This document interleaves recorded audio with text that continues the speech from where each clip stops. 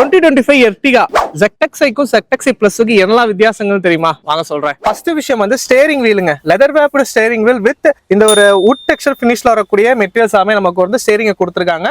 அடுத்ததா பாத்தீங்கன்னா ஸ்டேரிங்ல நமக்கு க்ரூஸ் கண்ட்ரோல் வந்திருக்கு. ஸோ க்ரூஸ் கண்ட்ரோல் ஆப்ஷன் இந்த 2025 எர்டிகால இருந்து நமக்கு அடிஷனலா வருது. அண்ட் மூணாவது விஷயம் பாத்தீங்கன்னா PM 2.5mm ஃபில்டருங்க. ஸோ அது பாத்தீங்கன்னா நமக்கு இந்த ஏசி வென்ட்ஸ்க்கு பேக்ல வர மாதிரி கொடுத்துருக்காங்க. இந்த டாப் வேரியன்ட்ல மட்டும் இந்த வருஷம் அதை ஆட் பண்ணிருக்காங்க. அண்ட் நாலாவது விஷயம் பாத்தீங்கன்னா TPMS tyre pressure monitoring system இந்த 2025 எர்டிகால நமக்கு வருது. அண்ட் அஞ்சாவது விஷயம் பாத்தீங்கன்னா இன்ஃபோடைன்மெண்ட்ங்க. ஸோ இன்ஃபோடைன்மெண்ட்டை பொறுத்த வரைக்கும் நமக்கு ZXi வரைக்கும் ஸ்மார்ட் பிளேங்கிறது கொடுத்துருப்பாங்க. இந்த ZXi Plusல ஸ்மார்ட் பிளே ப்ரோங்கிற வேரியன்ட் கொடுத்துருக்காங்க. ஸோ இதுல பாத்தீங்கன்னா நமக்கு Android auto and apple CarPlay wireless சப்போர்ட்டா வந்து பிளஸ் ஸ்பீக்கர்ஸ் வந்து ஆர்கிமிஸ் ஸ்பீக்கர்ஸ் யூஸ் பண்ணிருக்காங்க.